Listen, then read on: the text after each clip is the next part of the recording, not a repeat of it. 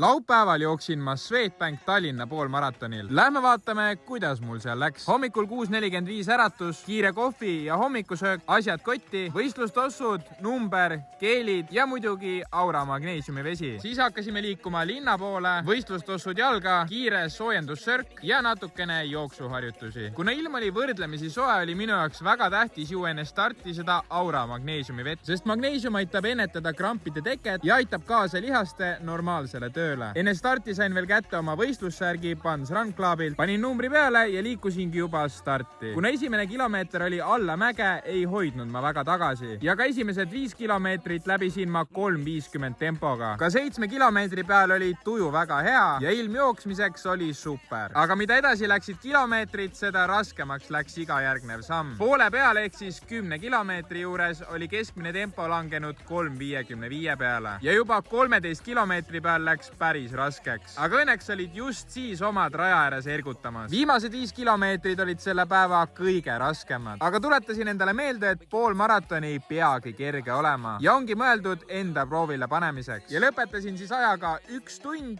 25 minutit ja 56 sekundit. Ja kusjuures sama õhtu jooksin ma 5 kilomeetrit Nike'i noorte jooksul. Ehk siis taastumine tuli kiiresti käima tõmmata ja seda samuti Aura magneesiumi veega. Kokkuvõtteks annaks ma enda sooritusele Tallinna poolmaratonil 7 palli 10-st ja tänan väga kõiki inimesi, kes mulle raja peal kaasa elasid. Aga muidu loodan, et sulle see video meeldis ja davai!